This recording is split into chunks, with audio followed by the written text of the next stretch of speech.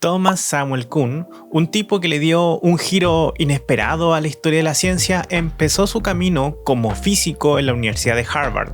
Pero la vida da sorpresas y a Kuhn le tocó una bien particular. Se topó con un curso de historia de la ciencia dictado por ni más ni menos que James Conant, el presidente de Harvard en ese entonces. Resulta que Kuhn se vio cara a cara con textos científicos antiguos que lo dejaron pensando y no poco.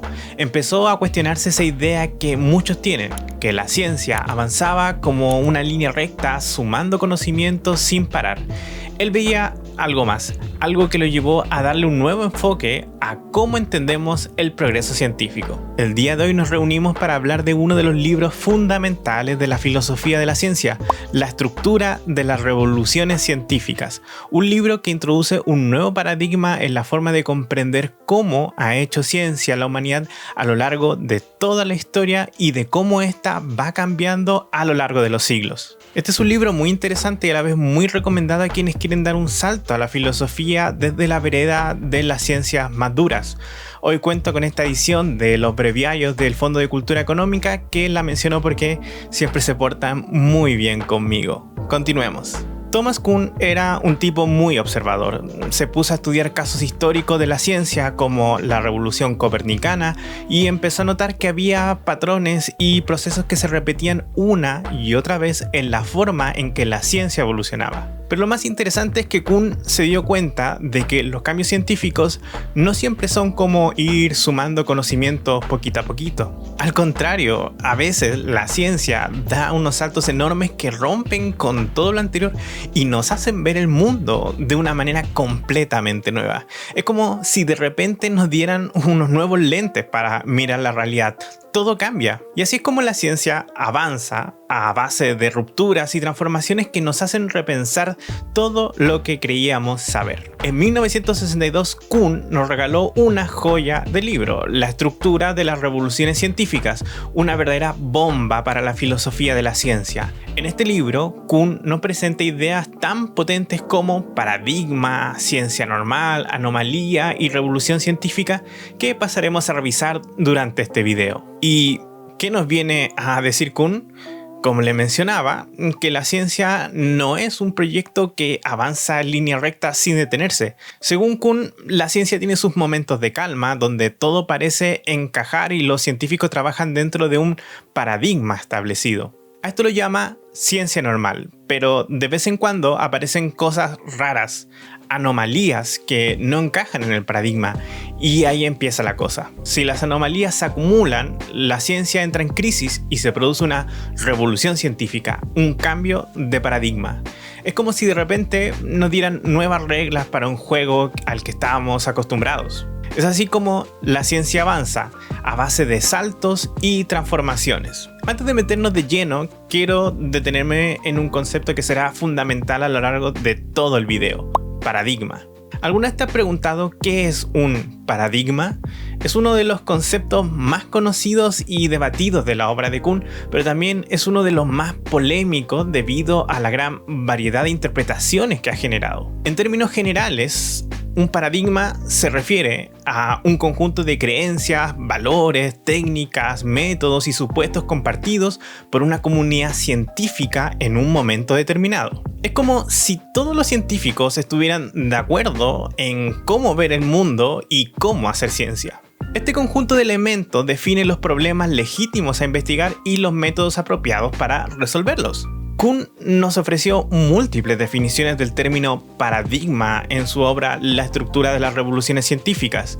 En la postdata de la edición de 1969, Kuhn resumió las posibles acepciones del concepto en dos. Primero, matriz disciplinar. Se refiere al conjunto de elementos comunes a los que se adhiere un grupo de científicos. Incluye generalizaciones simbólicas, modelos, valores y ejemplares. Por ejemplo, usar un lenguaje matemático para representar la realidad. Segundo, ejemplares. Son soluciones concretas a problemas que la comunidad científica ha aceptado como modelos. Sirven como guía para la investigación y la resolución de problemas. Por ejemplo, que el ensayo y error es superior a la mera hipótesis teórica. Un paradigma proporciona un marco conceptual y metodológico que guía la investigación científica, define qué problemas son relevantes, qué métodos son apropiados y qué tipo de soluciones son aceptables. Un paradigma también establece las normas necesarias para legitimar el trabajo dentro de la ciencia que rige, coordina y dirige la actividad de resolver problemas que efectúan los científicos normales que trabajan dentro de él. Finalmente, los paradigmas influyen en cómo los científicos perciben e interpretan el mundo.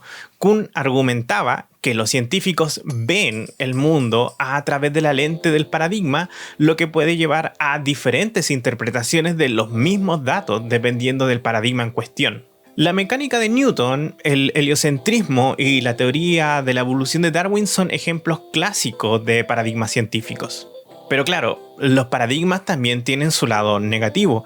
A veces nos meten en un marco tan cerrado que nos impiden ver nuevas posibilidades. Es como si nos pusiéramos unos anteojos que solo nos dejan ver una parte de la realidad. Un buen ejemplo de cambio de paradigma es la revolución copernicana. Antes, todos los científicos desde Ptolomeo creían que la Tierra era el centro del universo. Esto lo llamamos modelo geocéntrico, pero llegó Copérnico y demostró que no, que el Sol es el que manda en el sistema y que la Tierra gira a su alrededor. No fue solo un ajuste, una pequeña mejora, fue una transformación radical en la forma en que entendíamos el universo, un cambio de paradigma. Kuhn estudió este proceso en detalle en su obra La Revolución Copernicana de 1957, un libro que ya anticipaba sus ideas sobre los cambios de paradigma. Kuhn era un convencido de que la historia de la ciencia es clave para entender de qué va la ciencia.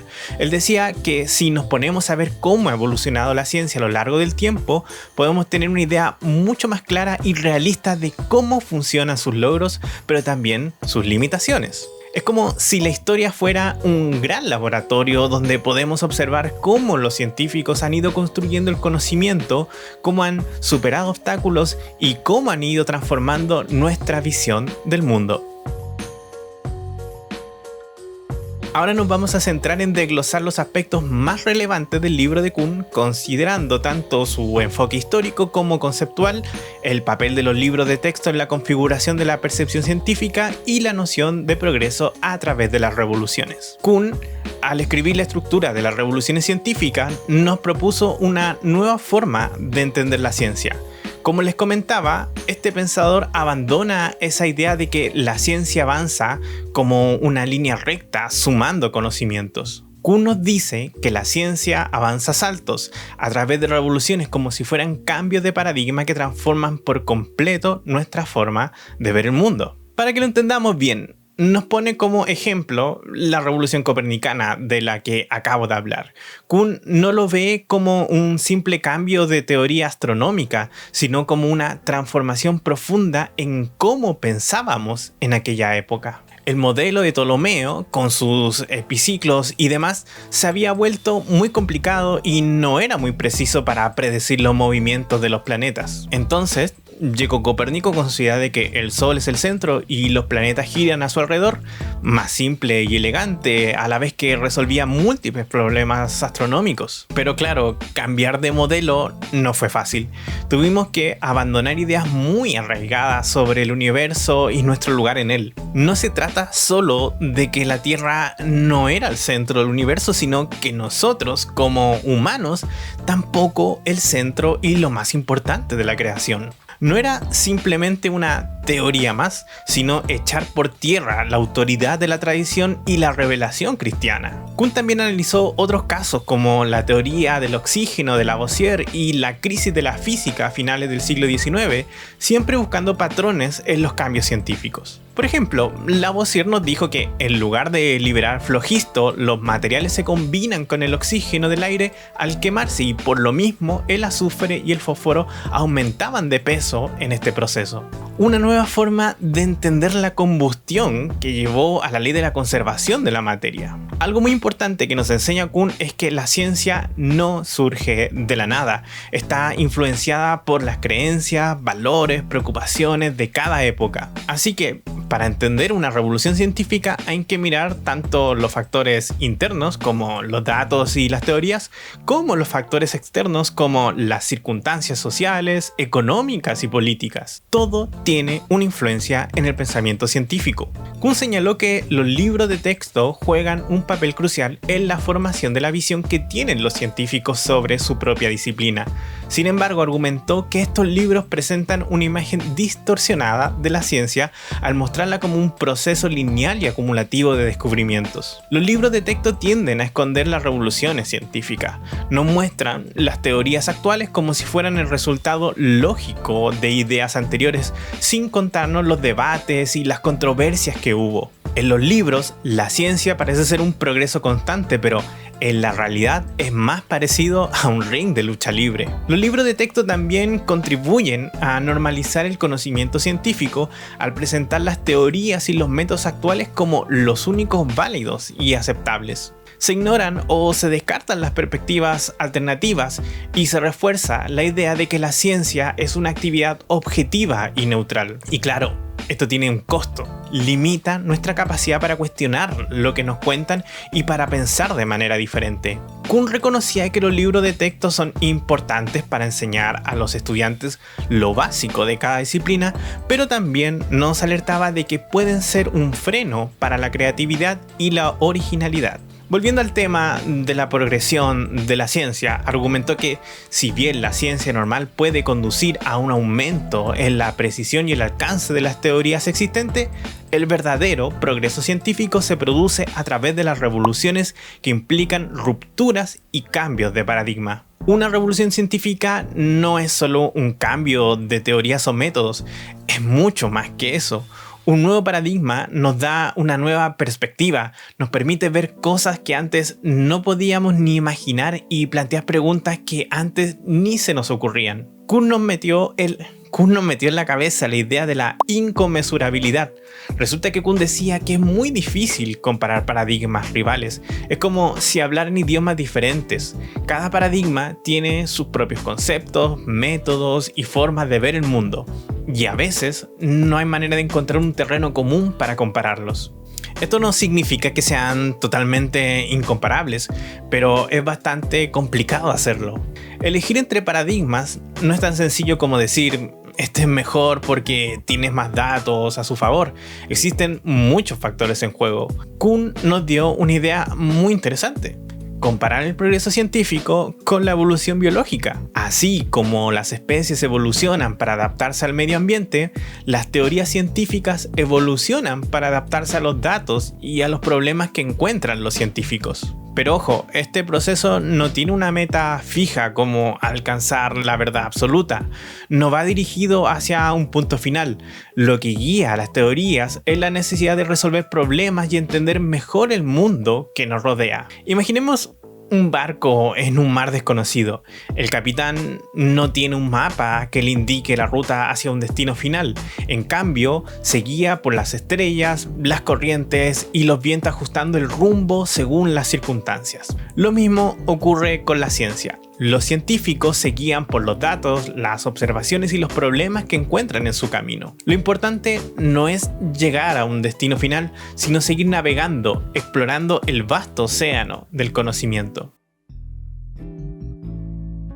Volviendo a la idea de Kuhn acerca de que la ciencia no avanza linealmente sino a saltos y tensiones, este autor sostiene que este avance es a través de una serie de fases discontinuas marcadas por periodos de estabilidad, ciencia normal, interrumpidos por crisis y revoluciones que resultan en cambios de paradigma. Veamos cada una de estas fases, empezando por la primera, la ciencia normal. Imaginen la ciencia como un juego de mesa. La ciencia normal sería como la partida en sí, donde los científicos juegan siguiendo las reglas establecidas. Estas reglas son lo que anteriormente explicamos como paradigma, un conjunto de creencias, valores, técnicas y suposiciones compartidas por la comunidad científica. El paradigma define qué problemas son importantes y cómo deben abordarse. Durante la ciencia normal, los científicos se dedican a resolver enigmas. ¿Qué significa esto? Pues aplicar las herramientas y conocimientos del paradigma para solucionar problemas específicos y ampliar la teoría existente. Es como si los científicos estuvieran completando un rompecabezas gigante, donde cada pieza encaja perfectamente dentro del marco del paradigma. La ciencia normal tiene ciertas características. Te comento las principales. Primero, consenso y unanimidad. Todos remando en la misma dirección. ¿Te imaginas un grupo de científicos trabajando cada uno por su lado? Sería un caos. En la ciencia normal existe un gran acuerdo sobre las bases teóricas y metodológicas de la disciplina. Es como si todos estuvieran de acuerdo en qué camino seguir. Nadie cuestiona las ideas principales ni los supuestos básicos del paradigma. Segundo, acumulación del conocimiento. La ciencia normal es como un edificio en constante construcción. Se van añadiendo nuevos conocimientos y se perfeccionan las teorías existentes. Pero ojo, esta acumulación siempre se realiza dentro de los límites del paradigma. Es decir, no se aceptan ideas que choquen con la base fundamental. Tercero, resolución de problemas. Los científicos normales son como detectives que buscan resolver enigmas. Utilizan las herramientas y las técnicas del paradigma para encontrar soluciones a problemas específicos. Estos problemas son como rompecabezas que se espera resolver dentro del marco del paradigma. Y cuarto, educación, normalización o dogmatismo. La educación científica juega un papel fundamental en la ciencia normal. Es la encargada de transmitir el paradigma a las nuevas generaciones de científicos. Los libros de texto y la formación académica refuerzan las ideas y métodos del paradigma. Es como si se estuviera entrenando a los científicos para pensar y trabajar dentro de un marco establecido. Básicamente, esto es lo que hacemos en el colegio y la universidad. Kuhn argumentaba que la ciencia normal requiere un cierto grado de dogmatismo. Los científicos deben estar dispuestos a aceptar los supuestos fundamentales del paradigma sin cuestionarlos constantemente. Para eso estamos los filósofos. Este compromiso con el paradigma es necesario para que puedan dedicarse a la resolución de problemas y la extensión del conocimiento. Para ejemplificar lo anterior, tomemos como ejemplo la mecánica clásica. Hasta el siglo XIX, los físicos trabajaban bajo el alero del paradigma newtoniano de la mecánica clásica. Este paradigma era como un gran paraguas que cobijaba un conjunto de leyes y principios fundamentales. Gracias a ellos, los físicos podían resolver una gran variedad de problemas relacionados con el movimiento de los objetos. ¿Y en qué consistía su trabajo? Pues básicamente en aplicar estas leyes a situaciones específicas. Era como si tuvieran un manual de instrucciones y lo utilizaran para resolver cada problema que se les presentaba. Por ejemplo, podían calcular la trayectoria de un proyectil o predecir el movimiento de los planetas. Todos aportes importantísimos para la física. Ahora que ya hemos visto la ciencia normal, podemos pasar a la segunda fase, las anomalías. A medida que los científicos se sumergen en el trabajo dentro de un paradigma, es inevitable que se topen con fenómenos que no encajan fácilmente en la teoría existente. Siguiendo con la analogía del rompecabezas, son como piezas que no encajan. A estos fenómenos los llamamos anomalías. ¿Qué pasa cuando aparece una anomalía? Al principio, los científicos suelen pensar que se trata de un problema menor que pueden resolver con un poco más de esfuerzo o ajustando la teoría. Es como cuando intentas encajar una pieza de rompecabezas a la fuerza, pensando que tarde o temprano encajará. Pero ¿qué ocurre si la anomalía persiste y no hay forma de resolverla dentro del paradigma? Ahí la cosa se complica. Las anomalías persistentes generan dudas sobre la validez del paradigma. Es como si de repente te dieras cuenta de que el rompecabezas que estabas montando no tiene sentido. Las anomalías tienen ciertas características. Primero, son incompatibles con la teoría. Las anomalías son como resultados inesperados que contradicen las predicciones o expectativas del paradigma. Es como si de repente apareciera un Digimon en Pokémon o algo por el estilo. Quizá muchos digan que es lo mismo, pero tú sabes que no lo es. Segundo, tienen una resistencia a la resolución.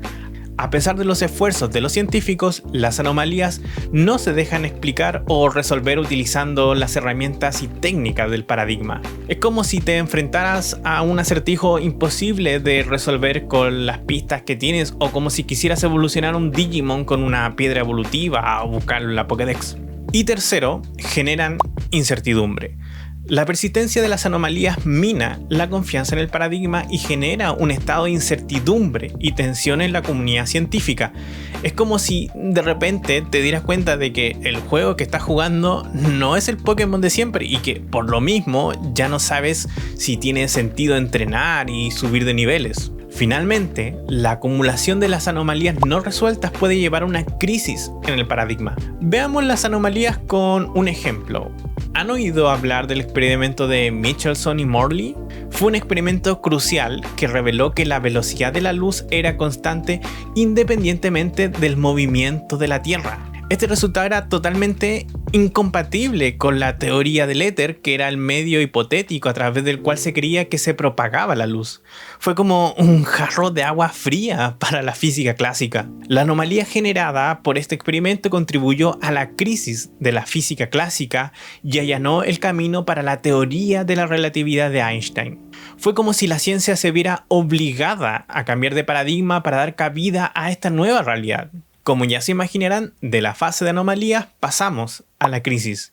¿Qué pasa cuando las anomalías se acumulan y se vuelven imposibles de ignorar? Es como si el suelo que pisábamos empezara a temblar. Durante una crisis, los científicos empiezan a dudar de las ideas fundamentales del paradigma y se lanzan a explorar alternativas teóricas. Es un periodo de debate y controversias. Se proponen nuevas ideas y se examinan críticamente las existentes. La confianza en el paradigma se erosiona y la comunidad científica se divide en facciones que defienden diferentes enfoques. Es como si de repente surgieran diferentes bandos en una guerra. Al igual que con la ciencia normal y las anomalías, Kuhn nos dice que las crisis tienen ciertas características. La primera es el cuestionamiento de los fundamentos. En una crisis, los científicos se atreven a cuestionar hasta las ideas más básicas y los principios fundamentales del paradigma. Es como si de repente todo lo que dábamos por sentado se pusiera en duda y ya nada es sagrado. La segunda es la proliferación de teorías alternativas. Surgen nuevas teorías y enfoques para explicar las anomalías y resolver la crisis. Todos proponen diferentes alternativas para salir del embrollo. La tercera característica son los debates y controversias. Se produce un debate intenso dentro de la comunidad científica, se evalúan críticamente las diferentes perspectivas y se busca una nueva base para el conocimiento. Es como un Fortnite de científicos y todos esperamos que uno solo quede en pie. La cuarta característica es la pérdida de la confianza. La confianza en el paradigma existente disminuye y los científicos se muestran más abiertos a considerar alternativas radicales. Es como si de repente te dieras cuenta de que el mapa que te guiaba ya no sirve y ahora estás dispuesto a escuchar a cualquiera que tenga una buena idea sobre cómo salir del bosque. Podemos usar de ejemplo nuevamente la física de finales del siglo XIX. Esta se enfrentó a una serie de anomalías que no podían ser explicadas por la mecánica clásica. El espectro de radiación del cuerpo negro y el efecto fotoeléctrico fueron como golpes que sacudieron los cimientos de la física. Estas anomalías generaron una crisis que llevó al desarrollo de nuevas teorías como la mecánica cuántica y la relatividad. Fue como si la física se viera obligada a reinventarse para dar cabida a nuevos descubrimientos. De la fase de crisis pasamos a la revolución científica. ¿Qué pasa cuando la crisis de un paradigma llega a su punto álgido? Pues se produce una revolución científica. Es como si la ciencia diera un salto hacia adelante. La revolución científica implica abandonar el paradigma existente y adoptar uno nuevo que sea capaz de explicar las anomalías y resolver la crisis. Es un cambio radical en la forma en que los científicos ven el mundo y hacen su trabajo. Del mismo modo que las fases anteriores, la revolución científica tiene ciertas características. La primera es el abandono del paradigma anterior. En una revolución científica, los científicos abandonan los supuestos métodos y valores del paradigma anterior. Es como si de repente se dieran cuenta de que la metodología que usaban no puede dar respuesta a la realidad. La segunda característica es la adopción de un nuevo paradigma. Se adopta un nuevo paradigma que ofrece una nueva perspectiva y un nuevo conjunto de herramientas para la investigación. Es como si tuviéramos nuevas herramientas para resolver los problemas anteriores. La tercera característica es la inconmensurabilidad. La inconmensurabilidad implica que los conceptos y términos utilizados en un paradigma pueden no tener un significado equivalente en otro paradigma. Esto dificulta la comunicación y el entendimiento entre científicos que trabajan en diferentes paradigmas. La inconmensurabilidad sugiere que no existen criterios objetivos y neutrales para comparar la validez o el mérito de diferentes paradigmas. La elección entre paradigmas puede depender de factores subjetivos como la persuasión, la fe y la aceptación por parte de la comunidad científica. No te olvides. Para mí este es un punto interesante porque es muy común en el ámbito de la filosofía. Muchos sistemas filosóficos son inconmensurables en el sentido de que son incompatibles con otras teorías. Por ejemplo, no se puede ser platónico y aristotélico a la vez. Son dos sistemas excluyentes, son dos visiones de la realidad incompatibles la una con la otra. Quizás no es muy común ver esto en la ciencia, pero en la filosofía es habitual. La cuarta característica es el cambio de visión del mundo. La adopción de un paradigma implica un cambio fundamental en la forma en que los científicos ven el mundo. Es como si de repente nos diéramos cuenta de que el mundo es mucho más complejo y fascinante de lo que pensábamos. Los científicos ven el mundo de manera diferente bajo el nuevo paradigma. Es como si llevaran gafas nuevas que les permiten ver la realidad con mayor claridad. Veamos un ejemplo. ¿Han oído hablar de la transición de la física clásica a la física moderna? Pues es un ejemplo perfecto de revolución científica. Con el advenimiento de la mecánica cuántica y la relatividad, la forma en que los físicos entendían la naturaleza de la materia, la energía, el espacio y el tiempo cambió radicalmente. Fue como si la física se viera obligada a reinventarse para dar cabida a estos nuevos descubrimientos. Son dos formas completamente diferentes de ver el mundo, de ver la física. Finalmente llegamos a la última fase, la nueva ciencia normal. ¿Qué pasa después de una revolución científica? Pues se establece un nuevo periodo de ciencia normal. Es como si hubiéramos llegado a un nuevo continente y ahora tuviéramos que explorarlo. Los científicos trabajan dentro del nuevo paradigma para descubrir todas sus implicaciones, resolver problemas y extender su alcance. El nuevo paradigma se consolida a través de la educación, la publicación de libros de texto y la resolución exitosa de problemas. Volvemos a ese proceso de construcción del edificio científico. La nueva ciencia normal también tiene características particulares. La primera es el consenso en torno al nuevo paradigma. Se establece un nuevo consenso entre los científicos sobre los fundamentos teóricos y metodológicos de su disciplina. Es como si todos volvieran a estar de acuerdo en qué camino seguir. La segunda es la resolución de nuevos enigmas. Los científicos se dedican a resolver nuevos problemas y a explorar las implicaciones del nuevo paradigma. Es como tener un nuevo rompecabezas al que ir agregando piezas. La tercera es el desarrollo de nuevas técnicas y herramientas. Se desarrollan nuevas técnicas y herramientas para la investigación dentro del nuevo paradigma. Se crean instrumentos, se generan ecuaciones, se construyen laboratorios y un largo etcétera. La cuarta y última es la educación y transmisión del nuevo paradigma. El nuevo paradigma se transmite a las nuevas generaciones de científicos a través de la educación y la formación académica. Un ejemplo muy actual es la física después de la revolución cuántica.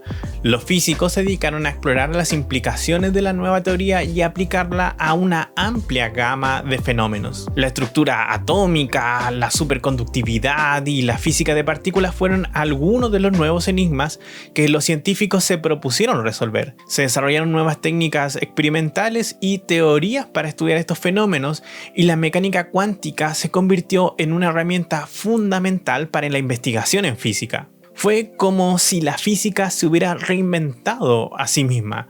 De hecho, muchas cosas que aprendimos en el colegio corresponden al antiguo paradigma, como los orbitales de los electrones o las partículas subatómicas. Todas esas cosas que tuvimos que memorizar en la actualidad han sido reemplazadas o mejor explicadas por el actual paradigma de la física. No solo se trata de que hay más conocimiento del mundo subatómico, sino que lo que aprendimos no es válido en la actualidad. ¿Qué implicaciones tiene el modelo de Kuhn para la ciencia y su historia? Pues muchísimas. Kuhn nos invita a reflexionar sobre el papel de los factores sociales, psicológicos e históricos en el desarrollo de la ciencia. Es como si nos dijera que la ciencia no es solo un conjunto de datos objetivos, sino también una actividad humana. Su modelo desafía la visión tradicional de la ciencia como una actividad puramente objetiva y racional. Al final de cuentas, el progreso de la ciencia tiene un fuerte factor humano. El modelo de Kuhn también nos plantea preguntas importantes sobre la naturaleza del progreso científico, la inconmensurabilidad de las teorías y la relación entre la ciencia y la sociedad. Son preguntas que nos invitan a reflexionar sobre cómo se construye el conocimiento científico y cómo se relaciona con el mundo que nos rodea. La obra de Thomas Kuhn y en particular la estructura de las revoluciones científicas generó un intenso debate y numerosas críticas desde su publicación. Veamos algunas de ellas con detención. La primera es la vaguedad del concepto de paradigma. Muchos argumentan que Kuhn utilizó el término de manera imprecisa y general sin una definición clara y consistente. Algunos incluso se preguntan si era necesario crear un nuevo término, si este simplemente reemplazaba el concepto ya existente de teoría. Ante estas críticas, Kuhn intentó clarificar y precisar el concepto en obras posteriores como la Postdata, la segunda edición de la estructura de las revoluciones científicas, y Segundos pensamientos sobre paradigmas. En la Postdata, Kuhn reconoció que había utilizado el término paradigma en dos sentidos distintos, como la constelación total de creencias, valores y técnicas compartidas por una comunidad científica, y como un tipo de elemento de esa constelación, las soluciones concretas a problemas que sirven como modelos o ejemplos para la resolución de otros problemas. Para evitar confusiones, Kuhn propuso el término matriz disciplinar para referirse al primer sentido de paradigma y reservó el término ejemplares para el segundo. Otra crítica importante a Kuhn fue la acusación de relativismo. Los críticos argumentaban que la visión de Kuhn sobre el cambio científico implicaba que no había criterios objetivos para comparar y evaluar diferentes paradigmas. Se decía que la elección entre paradigmas dependía de factores sociales, psicológicos o incluso políticos. Parece ser que Kuhn consideraba a los defensores de diferentes teorías como miembros de distintas comunidades lingüístico-culturales, lo que sugería que ambos podían estar en lo cierto. Kuhn rechazó la acusación de relativismo. Argumentó que si se toman dos teorías de puntos no muy próximos a su origen, es posible establecer criterios para distinguir la teoría más antigua de la más reciente, como la exactitud de las predicciones, la proporción entre temas esotéricos y cotidianos y el número de problemas resueltos. En su opinión, las teorías científicas posteriores son mejores que las anteriores para resolver los enigmas que se les plantean. Algunos críticos interpretaron la obra de Kuhn como una defensa de la irracionalidad de la ciencia. Argumentaban que si el cambio de paradigma no está determinado por criterios lógicos o empíricos, entonces la elección entre paradigmas se convierte en un acto de fe o una conversión religiosa. Kuhn también negó esta acusación. Señaló que si bien la elección entre paradigmas no se basa en reglas algorítmicas, sí existen criterios y valores compartidos por la comunidad científica que influyen en la decisión.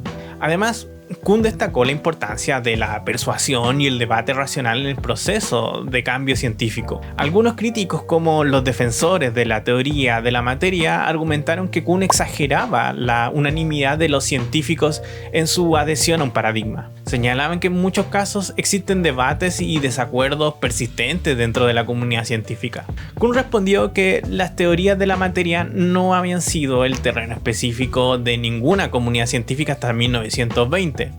En su opinión, una teoría de la materia no es el tipo de tema sobre el que deben estar necesariamente de acuerdo ni siquiera los miembros de una sola comunidad científica. Stephen Toulmin, entre otros, argumentó que Kuhn exageraba la importancia de las revoluciones científicas y descuidaba los cambios más graduales y continuos que ocurren durante los periodos de ciencia normal. Toulmin sostenía que las revisiones en la ciencia tienen lugar con mucha más frecuencia y son menos dramáticas de lo que Kuhn señalaba. Kuhn reconoció que no solo le importaban las revoluciones importantes como la de Darwin, Newton o Einstein. Aclaró que una revolución no tiene que ser un cambio grande, ni tiene por qué parecer revolucionario a los de afuera de una comunidad compuesta tal vez por menos de 25 personas. Finalmente, algunos críticos reprocharon a Kuhn su falta de atención a los factores sociales, políticos y económicos que influyen en el desarrollo de la ciencia. Argumentaban que Kuhn se centraba demasiado en la estructura interna de la ciencia y descuidaba el contexto histórico y social en el que se produce el conocimiento científico. Kuhn matizó la importancia de los factores externos como elementos causales de las revoluciones científicas. En su opinión, en una ciencia madura, los factores externos son significativos sobre todo para determinar el momento del fracaso de la actividad normal, la facilidad con que se reconoce y el área en que se produce por primera vez. A pesar de estas críticas, la obra de Kuhn tuvo un impacto profundo y duradero en la filosofía de la ciencia y en otras disciplinas. Su énfasis en la historia de la ciencia, la importancia de la comunidad científica y la naturaleza revolucionaria del cambio científico transformó la forma en que se entiende la ciencia y su desarrollo. Hemos llegado al final de este pequeño análisis de la obra de Thomas Kuhn, La estructura de las revoluciones científicas, la cual ha tenido un impacto significativo en la forma en que entendemos la ciencia y su desarrollo. Su análisis de la historia de la ciencia, la importancia de la comunidad científica y la naturaleza revolucionaria del cambio científico ha transformado nuestra visión de la ciencia. A pesar de las críticas y controversias que ha generado, su obra sigue siendo un referente fundamental para la filosofía de la ciencia y otras disciplinas. Pero, ¿qué es exactamente lo que hace a esta obra tan influyente? ¿Por qué la seguimos leyendo hasta el día de hoy? ¿Por qué grabé un video para ella? Para empezar, Kuhn desafió la visión tradicional de la ciencia como un proceso lineal y acumulativo de conocimiento. En lugar de esto, propuso que la ciencia avanza a través de revoluciones en las que un paradigma dominante es reemplazado por uno nuevo. Para mí, este punto fue fundamental la primera vez que leí este libro, porque si el avance científico es un proceso lineal y constante, implica que todo conocimiento del pasado no vale mucho la pena. Estudiar el pasado no traería ningún beneficio, sería como una afición de anticuario. Lo único importante sería estar a la moda del pensamiento estudiando la última teoría popular. Pero si la ciencia no trata de avances, sino de paradigmas, siempre hay algo valioso en estudiar el pasado y pensar cómo pensó Aristóteles o Ptolomeo, así como también fuera de la caja, como muchos dicen.